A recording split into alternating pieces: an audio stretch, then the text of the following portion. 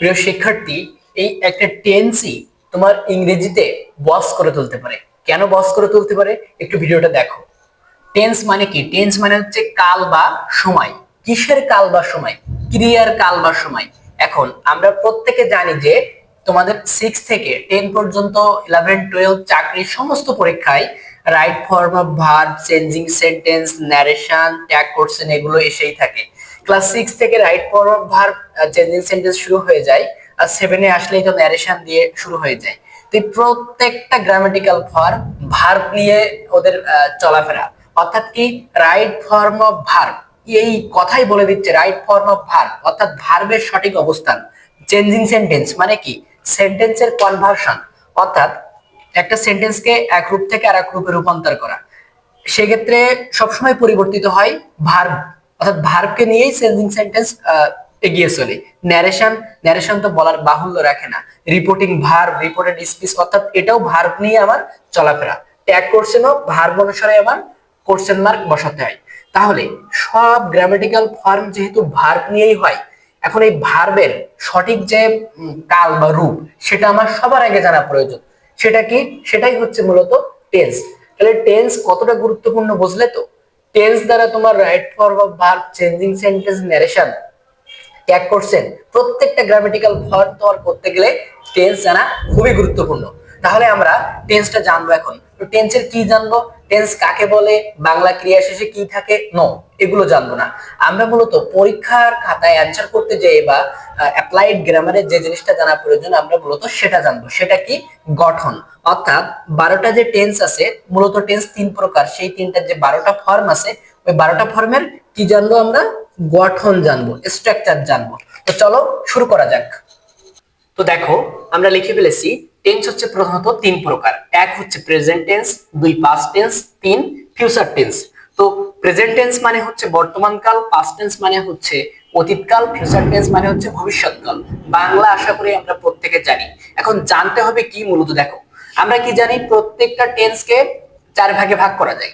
কি কি? Indefinite, continuous, perfect আর perfect continuous. তো আমরা কিভাবে জানবো? প্রত্যেকে টেন্স শেখার ক্ষেত্রে একটা কমন ভুল করে থাকি। কি করি? আগে প্রেজেন্ট টেন্সটা সবগুলো ফর্ম শিখি, তারপরে পাস্টে যাই, তারপরে ফিউচারে যাই। নো, এভাবে শিখলে তুমি অ্যাপ্লাইড গ্রামারে ব্যবহার করতে পারবে না। তোমাকে জানতে হবে কনভার্সন, অর্থাৎ কি, প্রেজেন্ট টেন্স থেকে কিভাবে ওই সেম জিনিসটা পাস্টে কনভার্ট করতে হয়, পাস্ট থেকে কিভাবে ফিউচারে কনভার্ট করতে হয়, ফিউচার থেকে কিভাবে প্রেজেন্ট টেন্সে কনভার্ট করতে হয়। এইটা জানলেই তুমি পরীক্ষার খাতায় পারবে।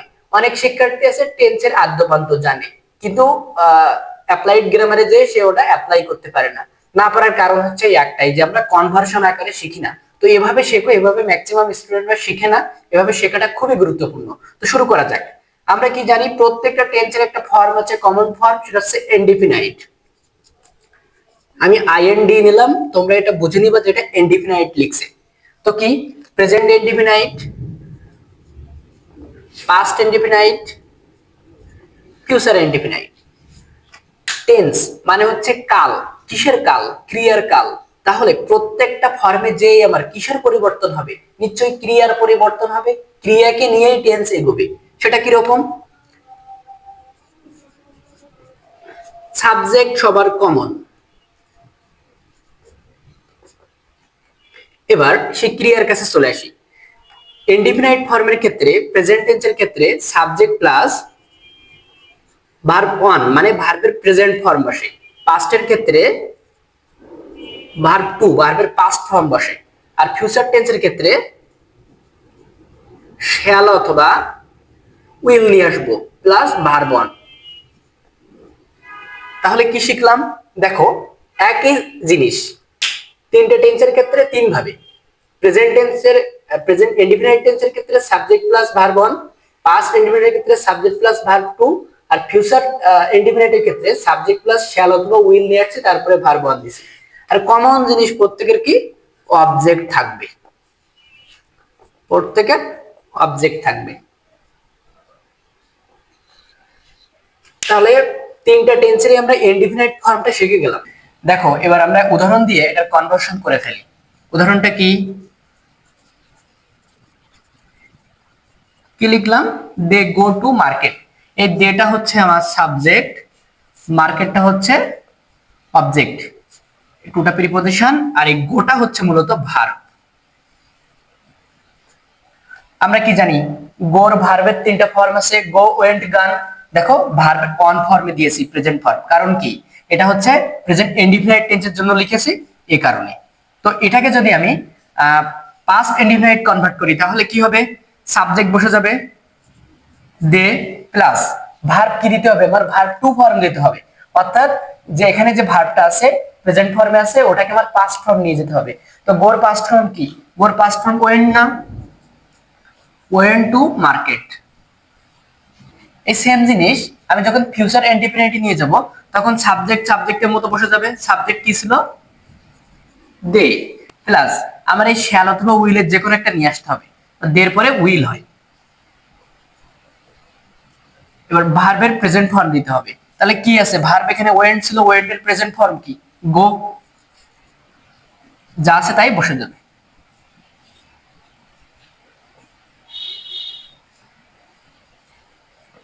তাহলে দেখো তো আমরা কি শিখলাম, দে গো টু মার্কেট, এই সেন্টেন্সে দে ছিল সাবজেক্ট, গো ছিল ভার্ব, আর মার্কেট ছিল অবজেক্ট।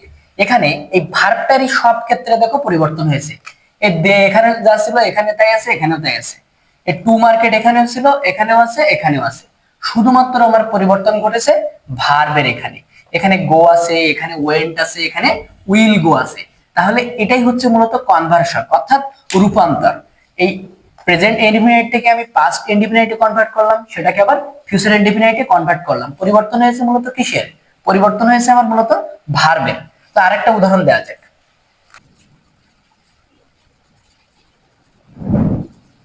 কি লিখলাম, আই রাইট এ লেটার। এখানে আইটা হচ্ছে আমার সাবজেক্ট, এই রাইট, রাইটটা হচ্ছে ভার্ব, আর এই লেটার এটা হচ্ছে অবজেক্ট। তো দেখো আমার এটাকে যখন আমি পাস্ট ইনডিফিনিটে কনভার্ট করব তখন কিসের পরিবর্তন হবে, সব ক্ষেত্রে যে ভার্বের পরিবর্তন হবে। তো এখানে স্ট্রাকচার কি ছিল, আমার কি আসবে সাবজেক্ট আসবে, এই বাক্যের সাবজেক্ট কি ছিল আই, প্লাস আমার ভার্ব টু নিয়ে আসতে হবে। তো এই পাশে ভার্ব অন ছিল রাইট, রাইটের ভার্ব টু ফর্ম কি রোট, যা আছে তাই অবজেক্টটা বসে যাবে। এবার এটাকে যদি আমি ফিউচার ইনডিফিনাইটে কনভার্ট করি তাহলে কি হবে, দেখো সাবজেক্ট বসে যাবে, সাবজেক্ট কি আই, প্লাস আই এর জন্য কি আসবে shall, verb on form write a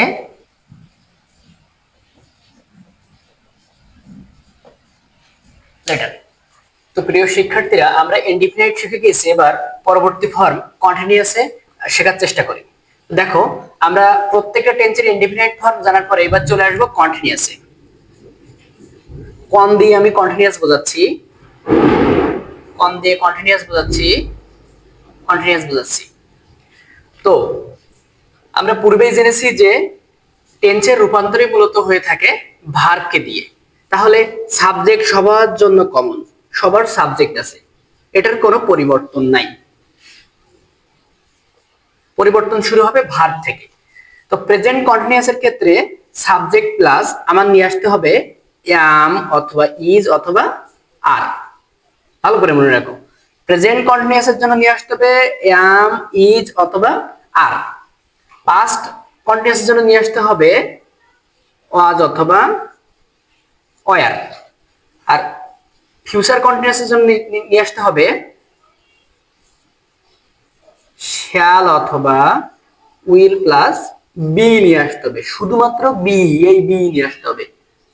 তাহলে কি নিয়ে আসতে হবে আমরা এটা শিখে গেলাম তিনটা টেন্সের ক্ষেত্রে।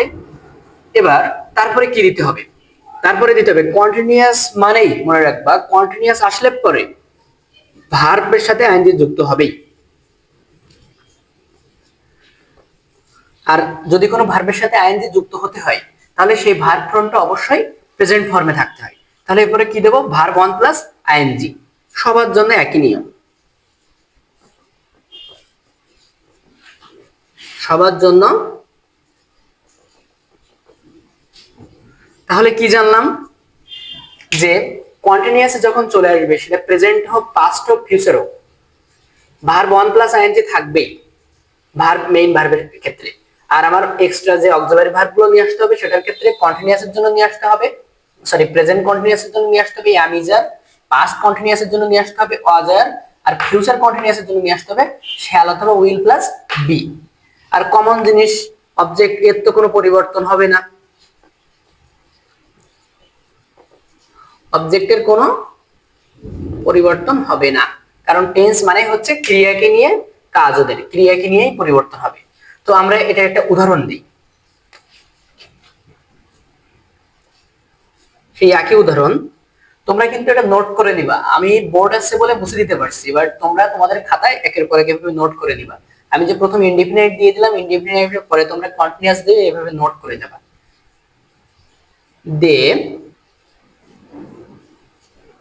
দে আর গোয়িং টু মার্কেট। তো এখানে আমাদের আগে আইডেন্টিফাই করতে হবে কোনটা কি। এখানে দেটা হচ্ছে আমার সাবজেক্ট, এই আরটা হচ্ছে অক্সিলারি ভার্ব, এই যে যেটা নিয়ে আসতে হবে আমার am is are এর থেকে, এখানে দের জন্য আর আসে প্লুরাল ফর্মের জন্য এবি। এই যে দেখো গোয়িং, গো ছিল আমার মেইন ভার্ব, ওর সাথে আইএনজি যুক্ত করেছি, এই যে মেইন ভার্ব 1 ছিল ওর সাথে আইএনজি যুক্ত করে দিয়েছি, দেখছো? তাহলে ভার্ব 1 প্লাস আইএনজি। আর টু মার্কেট, মার্কেট তো হচ্ছে অবজেক্ট, আর টুটা প্রিপজিশন, ওটা এখন জানতে হবে না। তাহলে এই সেম সেন্টেন্সটা যদি আমি পাস্ট কন্টিনিউয়াসে লিখি তাহলে কি হবে? দেখো সাবজেক্টের কোনো পরিবর্তন নাই, সাবজেক্ট সাবজেক্টের মতো বসিয়ে দিলাম, এবার আমার কাজ শুরু করে দিতে হবে।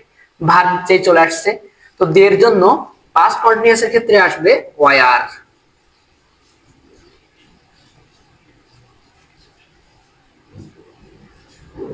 তারপরে আমার কি আসবে verb 1 plus ING. Verb 1 plus ING কি? গোয়িং, সাবজেক্ট বসিয়ে দেবো গোয়িং টু কেট। শিখলাম। তাহলে এই সেম জিনিসটা যদি আমি ফিউচার কন্টিনিউয়াসে কনভার্ট করি তাহলে কি হবে? সাবজেক্ট সাবজেক্টের মতো চলে আসবে, এবার ভার্ব যখনই চলে আসবে সেখান থেকে পরিবর্তন, দের জন্য আসবে দে উইল,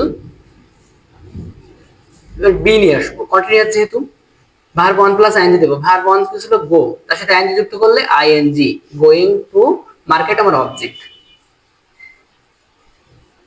দেখছো কত সহজ? এরকম ভাবে সেন্টেন্সের কনভার্সন তোমার শিখতে হবে, কারণ যে কোনো অ্যাপ্লাইড গ্রামারে এই মূলত তোমার আসবে। তো আমি একটু রিভিশন করিয়ে দিই। আবার দেখো, দে আর গোয়িং টু মার্কেট, এখানে দে ছিল সাবজেক্ট, আর ছিল অক্সিলারি ভার্ব, এই যে প্রেজেন্ট কন্টিনিউয়াস এর ক্ষেত্রে auxiliary verb am is are, এই তিনটাতে যে কোনো একটা নিয়ে আসতে হবে। তো দের জন্য আমার আর আসে, আর ভার্ব 1 প্লাস আইএনজি, সেই গো প্লাস আইএনজি দিয়ে দিছি, গোয়িং টু মার্কেট আমার অবজেক্ট। সাবজেক্ট আর অবজেক্টের কোনো পরিবর্তন নেই, সব জায়গায় পরিবর্তন হবে আমার ভার্বকে নিয়ে।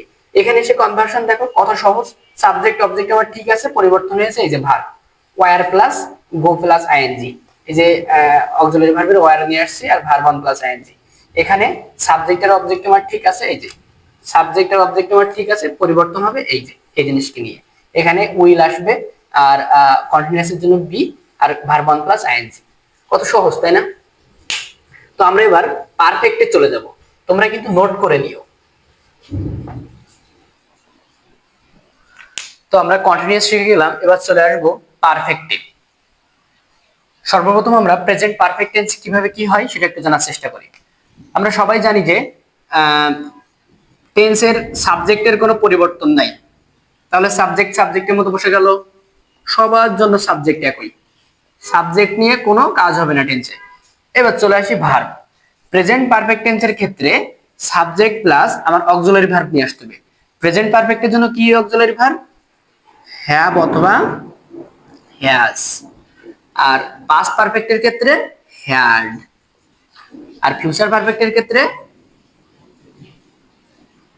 শ্যাল অথবা উইল প্লাস সবার জন্য কমন হ্যাভ। বুঝলাম তো? তাহলে দেখো, প্রেজেন্টের জন্য হ্যাভ হ্যাজ নিয়ে আসছি, পাস্টের জন্য হ্যাড নিয়ে আসছি, আর ফিউচারের জন্য শ্যাল হ্যাভ অথবা উইল হ্যাভ নিয়ে আসছি। এবার একটু আগে শিখলাম কন্টিনিউয়াস টেন্স বললে পারে V1 প্লাস আইএনজি, আর সেই সেম ভাবে পারফেক্ট টেন্স বললে পারে V3, মানে ভার্বের পাস্ট পার্টিসিপল ফর্ম। ভি3 ভি3 যেটা বলা হচ্ছে ভার্বের 3 নম্বর ফর্ম, অর্থাৎ ভার্বের পাস্ট পার্টিসিপল ফর্ম। আর সবার জন্য কমন কি জিনিস আমরা তো প্রত্যেকে জানি, অবজেক্ট লাস্টে, এটা তো কমন, এর কোনো পরিবর্তন নাই। তো আমরা একটা উদাহরণ দেই। দে, দের পরে হ্যাভ বসে, দে হ্যাভ, কি দেবো বলো তো, গো দেবো? নো, এই যে ভি3 ফর্ম দেবো। কার ভি3 ফর্ম? গোর ভি3 ফর্ম। তো গোর ভি3 ফর্ম কি? গো ওয়েন্ট গান, জিও এন। They have gone to market. এখানে দেটা হচ্ছে আমার সাবজেক্ট, এই যে হ্যাভ, দেখো হ্যাভ অথবা হ্যাজ এর একটা নিয়ে আসছি হ্যাভ, আর ভি3 ফর্মে দিলাম ভি3, আর এগুলো হচ্ছে আমার অবজেক্ট। সেম ভাবে এপাশে একটু কনভার্সন করে ফেলি। দে, দের পরে দের ছিল আমার সাবজেক্ট, এটার জন্য সাবজেক্ট, এটার জন্য সাবজেক্ট। সাবজেক্টে কোনো পরিবর্তন না, পরিবর্তন হবে আমার এর পর থেকে, অর্থাৎ ভার্ব যেখান থেকে শুরু হবে। তো আমার সাবজেক্টের পরে একটা অক্সিলারি ভার্ব হ্যাড নিয়ে আসতে হবে। এই পাস্ট পারফেক্টের জন্য একদম কমন হ্যাড নিয়ে আসতে হবে। প্লাস ভি3 ফর্ম কি ছিল? গান টু মার্কেট, অবজেক্ট। আর ফিউচারের পারফেক্টের ক্ষেত্রে কি হবে? একইভাবে সাবজেক্টে কোনো পরিবর্তন নাই, will have,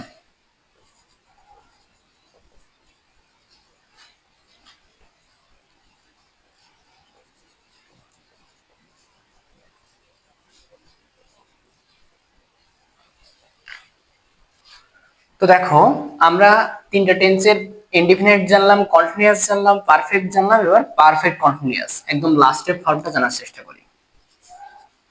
perfect continuous, perfect continuous. তো সবার জন্য কমন কি জানলাম আমরা? সাবজেক্ট সবার জন্য কমন দিয়ে দিলাম, প্রত্যেকের সাবজেক্ট। এবার টেন্স মানে ভার্বকে নিয়ে কাজ হবে, তাহলে ভার্ব বসানো শুরু করি। প্রেজেন্ট পারফেক্ট কন্টিনিউয়াস এর ক্ষেত্রে আমার আসবে হচ্ছে হ্যাভ অথবা হ্যাজ, নতুন করে নিয়ে আসবো হচ্ছে বিন, প্লাস পারফেক্ট বলছে এজন্য পারফেক্টের হ্যাভ হ্যাজ আসছে, আবার কন্টিনিউয়াসও বলছে না, পারফেক্ট কন্টিনিউয়াস, এজন্য আমার ভার্ব ওয়ান প্লাস আইএনজি দিতে হবে। কমন সবার জন্য কি? অবজেক্ট, এর কোনো পরিবর্তন নাই। সেম ভাবে এটার ক্ষেত্রে দেখি কি আসবে। এর ক্ষেত্রে আমার have has plus been plus verb one plus ING, এই ছিল স্ট্রাকচার। এটার জন্য কি হবে? হ্যাড আসবে প্লাস বিন প্লাস কন্টিনিউয়াস যেহেতু বলছে প্লাস অবজেক্ট। এটার জন্য কি হবে? শ্যাল হ্যাভ বিন অথবা will have been plus verb one plus ING. এই পারফেক্ট কন্টিনিউয়াস টেন্সের স্ট্রাকচারটা একটু বড়, আমি তোমাদের রিভিশন করিয়ে দিচ্ছি। দেখো প্রেজেন্ট পারফেক্ট কন্টিনিউয়াস টেন্সের ক্ষেত্রে সাবজেক্ট আমরা জানছি প্রথমেই, যে প্রত্যেকটা টেন্সের স্ট্রাকচারে সাবজেক্ট আর অবজেক্ট সবার জন্য কমন। আমার পরিবর্তন হবে এই যে এখান থেকে শুরু হবে, এখান থেকে শুরু হবে। তো কি হয়েছে? হয় আমার হ্যাভ নিয়ে আসবো, না একটা হ্যাজ নিয়ে আসবো অক্সিলারি ভার্ব। তারপরে নতুন করে যুক্ত হবে ওর সাথে কম্পালসারি সবার জন্য বি। যেহেতু আমার পারফেক্ট কন্টিনিউয়াস বলেছে, শুধু কন্টিনিউয়াস মানে কি আমি বলেছিলাম প্রথমে, যে কন্টিনিউয়াস বললেই ভার্ব ওয়ান প্লাস আইএনজি, আর পারফেক্ট বললেই ভি3। তো যেহেতু কন্টিনিউয়াস কথাটা বলেছে সেহেতু ভার্ব ওয়ান প্লাস আইএনজি আছে সবার ক্ষেত্রে, ভার্ব ওয়ান প্লাস আইএনজি এটা কম্পালসারি সবার জন্য। আর অক্সিলারি ভার্ব নিয়ে আসার ক্ষেত্রে পরিবর্তন হয়েছে। পাস্টের জন্য আমি নিয়ে আসছি হ্যাড প্লাস বিন, আর প্রেজেন্টের জন্য নিয়ে আসছিলাম হ্যাভ অথবা হ্যাজ, আর ফিউচারের জন্য নিয়ে আসছিলাম শ্যাল হ্যাভ বিন অথবা উইল হ্যাভ বিন। আমরা একটা উদাহরণ দেই। They have been going to market. এটা দে ছিল আমার সবার জন্য কমন সাবজেক্ট, টু মার্কেট ছিল অবজেক্ট। দেখো পরিবর্তন আমার সেই ভাগকে নিয়ে। কি দের জন্য আমার হ্যাভ চলে আসছে, নতুন করে যে বিন যুক্ত হয়েছে, বিন যুক্ত করলাম, আর এই verb one plus ING, go plus ING, going দিয়ে দিয়েছি। এটাকে যদি আমি পাস্ট পারফেক্ট টেন্সে কন্টিনিউয়াস কনভার্ট করি, তাহলে সবার জন্য কমন সাবজেক্ট দিয়ে দিলাম। তারপরে কি নিয়ে আসতে হবে, এই যে হ্যাড, তারপরে কি বিন, তারপরে কি verb one plus ING, verb one plus ING কি গো প্লাস আইএনজি, তারপরে কি অবজেক্ট যা আছে তাই, অবজেক্ট কি ছিল টু মার্কেট। এটাকে আবার যদি আমি ফিউচার পারফেক্ট কন্টিনিউয়াসে কনভার্ট করি, দে সবার জন্য কমন সাবজেক্ট দিয়ে দিলাম। তারপরে কি শ্যাল হ্যাভ বিন অথবা উইল হ্যাভ বিন নিয়ে আসবো, তো দের জন্য আমি উইল হ্যাভ বিন নিয়ে আসলাম। তারপরে কি verb one plus ING, verb one আমার কি ছিল গো, আইএনজি আইএনজি দিয়ে দিলাম, প্লাস অবজেক্ট কি ছিল, এখানে অবজেক্টটা লেখা হয়নি, অবজেক্ট ছিল টু মার্কেট। দেখলে তো কত সহজ। তাহলে 12টা টেন্স আমরা খুব অল্প সময়ে স্ট্রাকচার লিখে ওর কনভার্সন করে ফেললাম। আর সব শিক্ষার্থীর জন্য একটা আমি একটা বুদ্ধি দিতে পারি, সেটা হচ্ছে যারা যারা এখনো পর্যন্ত টেন্সের এই কনভার্সন বা স্ট্রাকচার বারবার ভুলিয়ে যায়, তোমরা আমার কথা শুনে টানা এক সপ্তাহ 7টা দিনের প্রত্যেকটা দিন সকালে ঘুম থেকে উঠে এই 12টি টেন্সের স্ট্রাকচার ঠিক এরকম ভাবে, উদাহরণ দেওয়ার দরকার নেই, ঠিক এরকম ভাবে 3টা কলাম করে লিখবা। 7 দিনে 7 বার, প্রতিদিন সকালে উঠে। 8 দিনের দিন কোনো বই খাতায় কিছুই দেখা লাগবে না, তুমি যদি 1 মাস পরেও তোমার মাথায় কোশ্চেন করো কোনটার পরে কোনটা হবে তুমি বলে দিতে পারবা। টেন্স শেখার জন্য আগে তোমার এটা কন্টিনিউয়াস প্র্যাকটিস করতে হবে। এটা একটা অঙ্কের মতো, ফর্মে বসাই দিতে হবে। এটা অনেক জটিল কোনো কিছু না, কিন্তু তোমরা সঠিক ওয়েতে শিখো না, এর জন্য তোমরা ভুলে যাও। এটা হচ্ছে একটা সঠিক শেখার পন্থা। তো এই পর্যন্তই। আর এটা যদি তোমরা করতে চাও, একটা সেন্টেন্স থেকে আরেকটা সেন্টেন্সে কনভার্সন, আমি তো মাত্র they go to school, sorry they go to market এই সেন্টেন্সটা দিয়েই বারবার দেখাইছি। তোমরা বিভিন্ন সেন্টেন্স যা মনে আসবে ক্রিয়েট করবা, ক্রিয়েট করে ওটাকে কনভার্সন করতে থাকবা। তোমার বইয়ে এখনই তুমি চেক দাও, তোমার ইংরেজি বইয়ে যে সেন্টেন্স গুলো আছে না, প্রত্যেকটা সেন্টেন্স কোনো না কোনো টেন্সে আছে। ওটাকে যে টেন্সে আছে তার অন্য টেন্সে কনভার্সন করো, কনভার্সন করে করে দেখো, দেখো অনেক মজা লাগবে। টাটা, পরবর্তী ক্লাসে দেখা হবে।